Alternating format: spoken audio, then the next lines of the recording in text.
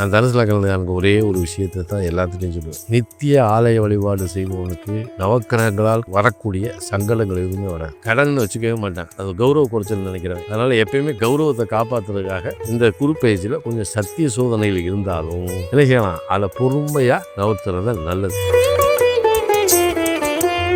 லக்னத்துக்கு 8ல் லக்னாதிபதி 8ல் இருக்கும். இந்த கிரகத்துக்கு அந்த கிரகங்கள் 8ல் இருக்கிறவர்களும் வேலை செய்யாது. ஏன்னா அந்த நட்சத்திரங்களுக்கு வேலை செய்யாது. ஏன்னா இந்த கடகத்துக்கு இந்த தனுசுக்கு ஜென்ம பகை. நீர்நிலைகள் அப்படிங்கிற இடத்துல ஜாக்கிரதையா இருக்கணும். ஏன்னா இப்போ நம்ம ஆத்துல குளிக்க திடீர்னு மழை பெய்யுது, ஆறு குளங்கள் சம்பந்தமான இடத்துல சாதாரணமா போனா புதகுழி மாதிரிலாம் மாட்டிக்கிறது, சேறு வலிக்கி விட்டு ஜஸ்ட் சும்மா வாசப்படல தண்ணி கொட்டி அது வலிக்கி விட்டெல்லாம் சதை பெறல்றதெல்லாம் வரும். நம்ம கோச்ச ரீதியா குறிப்பேற்சவே இருக்கிறார். அப்போ வக்கரமாயி அவருக்கு சிம்மத்துக்கு போகும்போது இந்த தனுசு ராசியாருக்கு சூப்பர். நம்ம ஏதாவது ஆசையின் காரணமாக ஏதாவது தெரியாம ஏதாவது தப்பு பண்ணும்போது மாட்டிக்கிட்டு கௌரவத்தை இழக்கிற வாய்ப்பு கூட உண்டு. சப்போஸ் உங்களுக்கு தனுசு லக்னத்தில் பிறந்தவங்களுக்கு கோபூஜை பண்றது அல்லது கோபூஜை செய்யறது நல்லது. இதோட எங்கேயாவது ஒரு பசுவும் கண்டு வாங்கி தானம் பண்றது அதோட இது பண்ணா ரொம்ப நல்லா இருக்கும்.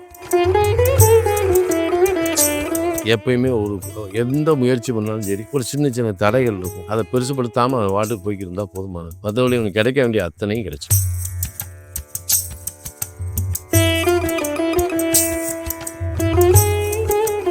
தனுசு ராசி நேயர்களுக்கான இந்த குரு பயிற்சி பலன், அதாவது உச்ச குரு பயிற்சி பலன் என்னென்ன சாதக பாதக நிலைகளை கொடுக்க போகுது அப்படிங்கிறத தெரிஞ்சுக்க இருக்கின்றோம். முதல்ல நட்சத்திர ரீதியான பலன்களை தெரிந்து கொள்ளலாம். ஈஸ்வரன் ஐயா,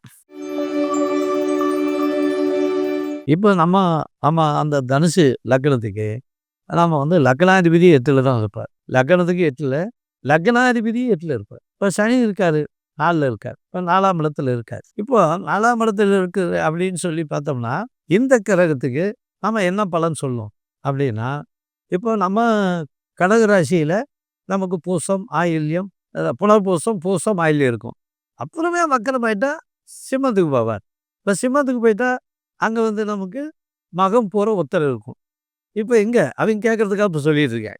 அப்போ தனுசு ராசியில் இங்கே மூலம் போராடும் உத்திராடம் 1ஆம் பாதம் இருக்கும். அப்போ நாம் அதை பார்க்குற போது இந்த கிரகத்துக்கு அந்த கிரகங்கள் 8ல் இருக்கிறவர்களும் வேலை செய்யாது. ஏன்னா அந்த நட்சத்திரங்களுக்கு வேலை செய்யாது. ஏன்னா இந்த கடகத்துக்கு இந்த தனுசுக்கு ஜென்ம பகை.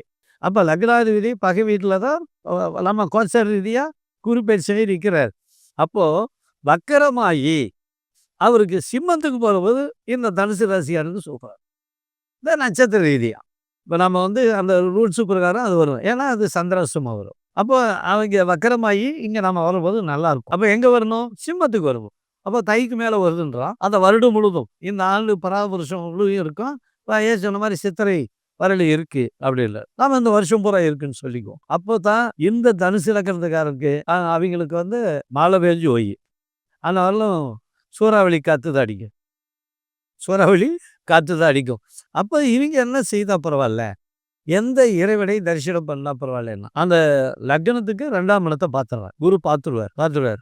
அது கொஞ்சம் நல்ல விசேஷம். அதெல்லாம் அப்போ நாம் விரயஸ்தானம் 12ஆம் இடத்தை பார்ப்போம். நகருதல் அப்படின்னு சொல்லலாம். இப்போ அவங்க என்ன பண்ணலாம், ஒரு வீண் செலவுகள் வராமல் இருக்குன்னா 12ஆம் இடத்தை நம்ம குரு பார்க்கறதுனால அந்த காலகட்டத்தில் இவங்க ஏதாவது வீட்டில் ஒரு ஆல்ட்ரேஷன் பண்ணலாம். அப்போ 12ஆம் இடம் என்பது ஒரு கட்டிடம் அப்படின்ற ஒரு சூழ்நிலை கொண்டு வரும். அப்போ என்ன பண்ணலாம், அவங்க பழைய வீடுகள் இருந்தால் அது ஆல்ட்ரேஷன் பண்ணலாம். ஒரு பெயிண்ட் அடிக்கல 10 வருஷமா அப்படின்னா இப்போ செஞ்சுக்கலாம். இதை செஞ்சுக்கிட்டாங்கன்னா அவங்களுக்கு பாதிப்பு ஏற்படாது. அப்போ இவங்க எந்த கடவுளை வழிபாடு செய்தால் நல்லா இருக்கும் அப்படின்னு சொன்னால், முடிஞ்ச அளவுக்கு இவங்களுடைய ஜாதக வருண பகவானை தரிசனம் பண்ணலாம். அப்போ அந்த வருண பகவானை தரிசனம் பண்ணுறது போது அல்லது விநாயகரை கூப்பிடலாம். இந்த 2க்குள்ள ஒன்று அவங்களுக்கு எது சௌரியமோ அதை கூப்பிட்டுக்கலாம். எல்லா நட்சத்திரக்காரர்கள் அந்த 3 நட்சத்திரம் அந்த தனுசுல வரக்கூடிய 3 நட்சத்திரங்கள் நம்ம மூலம் போராடும் உத்திராடம் 1ஆம் பாதக்காரர்கள் நம்ம வருண பகவானை தரிசனம் பண்ணலாம். சரி, வருண பகவானை தொலையிட்டு போகணும், நம்ம எங்கே போகிறது அப்படின்னா திருவனைக்காவல் தான் பஞ்சபூதத்தாளர்கள் வருண பகவான். அப்போ என்னன்னா நம்ம ஒரு 3 மாதத்துக்கு ஒருக்காவோ அதை இடையில நம்ம போய் அவரை தரிசனம் பண்ணிட்டா மதிய பூசையை பார்க்கணும். மதிய பூசை ஐயர் நம்ம சேலை கட்டிட்டு புருஷன் பண்ணார் கோமாதான் மதிய 11:45 to 12:00 அப்போ இவங்க அந்த மதிய பூசையை பார்க்கப்போம். ஏன்னா மூல நட்சத்திரம் என்பது அலி, அது அலி. உத்தராடம் என்பது தலைவேறு முண்டவேறு, புரியுதுங்களா? அப்போ பூராடம் என்றால் அது நமக்கு வர்ணமுகம். அதுக்காக அங்கே போய் இறைவனை அந்த மதிய பூசை பார்த்தால் இவர்களுக்கு ரொம்ப கடுமையாக இருக்கிறது விடுதலை கிடைக்கும். அது மற்ற தடைகளை எல்லாம் கொஞ்சம் விளக்குறதுக்கு வாய்ப்பு இருக்கும். இதை கட்டாயமாக வழிபாடு செய்தாங்கன்னா சிறப்பாக இருக்கும். சிறப்புங்க ஐயா. மிக்க நன்றி. இந்த குரு பயிற்சி பலன்ல தனுசு லக்னத்திற்குரிய காரர்களுக்கு என்ன மாதிரியான நன்மைகள்? ரொம்ப அற்புதமான லக்கணம். சூப்பர். இல்லை, நான் தனுசு லக்கணத்துக்கு எனக்கு ஒரே ஒரு விஷயத்தை தான் எல்லாத்துட்டையும் சொல்லுவேன். நித்திய ஆலய வழிபாடு செய்பவனுக்கு நவக்கிரகங்களால் வரக்கூடிய சங்கடங்கள் எதுவுமே வராது. இது இயற்கை. அதே மாதிரி இவங்களுக்கு 2ல் செவ்வாய் உச்சம், பஞ்சமாதிபதி 2ல் உச்சம். அதனால் முருகன் வழிபாடு மிகச்சிறப்பு. யாரெல்லாம் அவன் வீட்டில் கந்தசஷ்டி கவசத்தை பாடுறானோ அவன் வீட்டில் பூராமே சரி பசி பஞ்சமே இருக்குது. ஆமாம், இது சிம்பிள் வே. பட்டு லக்னாதிபதி குருவே என்ன செய்யறாரு, சுகஸ்தானாதிபதியாகி 8ல் இருக்கார். இப்போ ஃபஸ்ட்டு இவன் வண்டி வாகனம் ஓட்டும்போது கொஞ்சம் கவனமாக இருக்கணும்.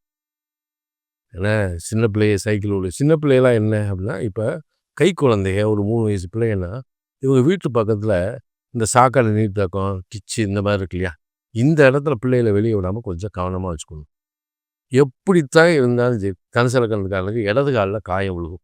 இந்த குரு பயிற்சியில் வண்டியிலேருந்து கீழே விழுவான் செய்வான், இடது கால் கொஞ்சம் இதாகும், காயப்படும். அதுக்காக இது இல்லை, காயம் விழுகும், தப்பு இல்லை.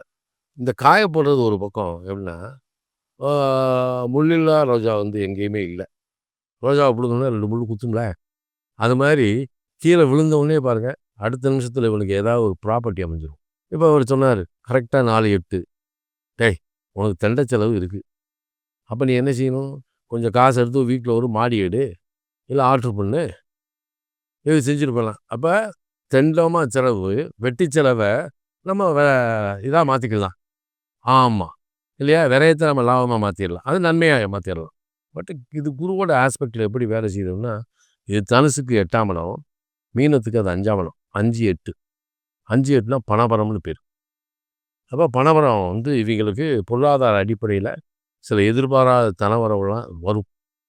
ஆனால் கிடைச்சிருச்சுன்னு சொல்லி அதை வாங்கிட்டு போகிறது கரெக்டாக இன்னொருத்தன் வருவேன், அவன்கிட்ட கொடுத்து ஏமாந்துடக்கூடாது. 1 குரு நீச்ச செவ்வாய் வீட்டில் தான் உச்சமடைகிறார். இப்போ செவ்வாய் எல்லாம் புத்திரஸ்தானம் அது. அப்போ குழந்தைகளுடைய தேவைகளை பூர்த்தி பண்ணலாம். அப்போ பிள்ளைகளுக்கு ஒரு வசதி வாய்ப்பை ஏற்படுத்துறது, அவங்களுக்கு தேவையான செலவு இது பண்ணுறது, அவங்களுடைய வசதிகளை மேம்படுத்துறது, இதை இந்த குரு பயிற்சி இவங்களுக்கு செய்யலாம். அதே மாதிரி குரு இருக்கக்கூடிய வீட்டிலிருந்து இது 6ஆம் இடமும் 9ஆம் இடமும். அதனால் இதையும் இந்த இடத்துலையும் சொல்கிறேன், நல்ல வேலையில் இருக்காங்க, வேலையை விட்டு வெளியேறாத, இது முக்கியம். ஆமாம், ஏன்னா தேவைகள் கொஞ்சம் அதிகமாக இருக்கும்போது விசுக்குன்னு ஒரு முடிவு எடுப்பேன், அதை சரி பண்ணிக்கணும். மற்றபடி இவன்ட்ட கை சுத்தமும் வாய் சுத்தமும் நல்லாத்தான் இருக்கும். அதாவது கடன் வச்சுக்கவே மாட்டேன், அது கௌரவ குறைச்சல் நினைக்கிறவன். அதனால் எப்பயுமே கௌரவத்தை காப்பாற்றுறதுக்காக இந்த குரு பயிற்சியில் கொஞ்சம் சத்திய சோதனைகள் இருந்தாலும் என்ன செய்யலாம், அதை பொறுமையாக நவுத்துறது நல்லது. என்னை பொறுத்த மட்டும் இவங்களுக்கு பெரிய காரம் இல்லை. ஞாயிற்றுக்கிழமை சுப்பிரமணிய வழிபாடு, ஞாயிற்றுக்கிழமை முருகனுடைய வழிபாடு, இது நிரந்தரமானது. அவங்களுக்கு தனித்தனியாலும் செய்ய வேண்டாம், அவனை எப்பயும் காப்பாற்றுற சாமியை போய் கும்பிட முடியாதுண்ணே. என்ன அது மாதிரி இன்னொன்று என்னென்னா, இந்த வருஷம் சப்போஸ் இவங்களுக்கு தனுசு லக்கணத்தில் பிறந்தவங்களுக்கு கோபூஜை பண்ணுறது அல்லது கோபூஜை செய்கிறது நல்லது. இதை விட எங்கேயாவது ஒரு பசுவும் கண்டும் வாங்கி தானம் பண்ணுறது அதோட சூப்பர். இது பண்ணால் ரொம்ப நல்லாயிருக்கும். அது அவங்கவுங்க வசதியை பொறுத்து, அதுக்காக இதெல்லாம் இல்லை. நீங்கள் போய் கோமாதா வழிபாடு பண்ணாலே போதுமானது, வணங்கினாலே போதுமானது. முடிந்தால் இல்லாதவங்களுக்கு வாங்கி கொடுப்ப ஒரு வியாபாரத்தை ஏற்படுத்தி கொடுக்கலாம். இல்லாத வாங்கிலாம் கொடுக்கணும், கோயிலுக்கு தான் நம்ம தானம் பண்ணணும். நான் வறியவர்களுக்கு வாங்கி கொடுக்கணும்னு நினைச்சேன் ஐயா. கோயிலுக்கு தானம் செய்யணும். பசுவும் கன்றும் பசு கண்டு சேர்ந்து தான் தானம் செஞ்சால் நல்லாயிருக்கும். இங்கே பாருங்க, சனி லக்கணத்தை பார்க்குறது எப்பயுமே எந்த முயற்சி பண்ணாலும் சரி ஒரு சின்ன சின்ன தடைகள் இருக்கும், அதை பெருசுப்படுத்தாமல் வாட்டுக்கு போய்க்கிட்டு இருந்தால் போதுமானது. மற்றபடி உனக்கு கிடைக்க வேண்டிய அத்தனையும் கிடைச்சு. தனுசு ராசிக்கு இந்த குரு பயிற்சி பலன் எப்படி அமைய இருக்கிறது மணிமேகலைமா? ரொம்ப ஒரு ஜெனியூலான லக்னம் அது. ஆம், அது இதில் ஐயாவோட புக்கில் படித்தது தான். இந்த மாதிரி ஒரு குணங்களை கொண்டவர்கள். அவங்களுக்கு வந்து இப்போ பார்த்தீங்கன்னா, ஃபஸ்ட்டு பாயிண்ட் வந்து பார்த்தீங்கன்னா, நீர்நிலைகள் அப்படிங்கிற இடத்துல ஜாக்கிரதையாக இருக்கணும். ஏன்னா, இப்போ நம்ம ஆற்றுல குளிக்க திடீர்னு மழை பெய்யுது, ஆறு குளங்கள் சம்மந்தமான இடத்துல சாதாரணமாக போனால் புதக்குழி மாதிரிலாம் மாட்டிக்கிறது, சேறு வலிக்கி விட்டு ஜஸ்ட் சும்மா வாசப்படில் தண்ணி கொட்டி அது வலிக்கி விட்டெல்லாம் சதை பெறல்றதெல்லாம் வரும். ஏன்னா 8ல் 8 4 8 12 பார்க்குது குரு. அப்போ சதை பெறல்றது அப்படிங்கிறது ஏன்னா சந்திரனும் குருவும் பரிவர்த்தனை ஆகுறாங்க, கோச்சார பரிவர்த்தனை. அப்போ அதனால வந்து என்னன்னா, இந்த சதைக்கும் இந்த காலுக்கும் அங்கங்கே சதை பிடிப்பு, கண்டை பிடிக்கிறது, கெண்டை பிடிக்குதுன்னு சொல்லுவாங்கள்ல, அதெல்லாம் கூட இந்த டைமில் வரும். அப்போ இதெல்லாம் கொஞ்சம் சரி பண்ணிக்கணும். நீர்நிலை ஜாக்கிரதையா இருக்கணும். அப்புறம் வண்டி வாகனங்கள் சம்மந்தமானது. நீங்க வண்டி வாகனமா இருக்கட்டும், வீடா இருக்கட்டும், முதல்ல பூட்டிட்டோமான்னு பார்த்துட்டு போங்க. ஏன்னா, அது வந்து நீங்க லைசென்ஸ் இல்லாம பிடிக்கிறது, கவர்மெண்ட்ல ஆஃபீஸர்ட்ட சிக்கிக்கிறது, வண்டி திருடு போறது, வண்டி ஏதாவது நிறுத்திட்டு போறது, அது மிஸ்யூஸ் அடுத்த வண்டின்னு தெரியாம நம்ம எடுத்து நம்ம போய் மாட்டிக்கிறது, இதெல்லாம் நடக்கும். வீடு அப்படிதான். பூட்டாம போய் நகை நட்டுகள் மிஸ் ஆகுறது, பூட்டிட்டோம்னு நினச்சிட்டு பூட்டாம போறது, இதெல்லாமே சிக்கல் வரும். முக்கியமான பாயிண்ட். அதான் ஏன்னா 4 8 12 8ல் மறைஞ்சு 4ஆம் அதிபதி 8ல் மறைஞ்சு பார்க்கறனால அந்த வீடு நீர்நிலைகள் சம்மந்தப்பட்டது, ஜவ்வு சம்மந்தப்பட்டது, பாசம் இருக்கிற இடத்துல வழுக்கி விட்டு விழுகிறது. பாசம் வச்சு தானே நிறைய பேர் வாழ்க்கையில் வழுக்கி விழுகிறாங்க. அந்த மாதிரி பாசம் இருக்கிற இடத்துலலாம் ஜாக்கிரதையாக இருக்கணும். இல்லைன்னா அது எந்த பாசமா இருந்தாலும் சரி, எந்த பாசமாக இருந்தாலும் வழுக்கத்தான் செய்யும். அதோட குணம் அது.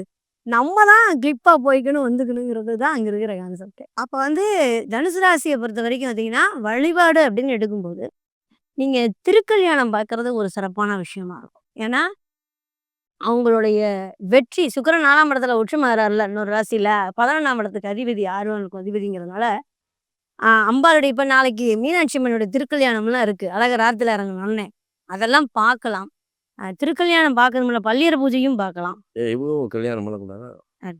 தனுசு ராசியா தாராளமாக பண்ணலாம். 12ல் குரு. அதை விட நம்ம ஏதாவது ஆசையின் காரணமாக ஏதாவது தெரியாமல் ஏதாவது தப்பு பண்ணும்போது மாட்டிக்கிட்டு கௌரவத்தை இழக்கிற வாய்ப்பும் கூட உண்டு. மற்றபடி தனுசு ராசி நேயர்களுக்கு உங்களுடைய குணாதிசயம் உட்பட எல்லாவற்றையும் சாதகமாக மூவருமே வழங்கியிருக்காங்க. மனம் நிறைந்த வாழ்த்துக்கள்.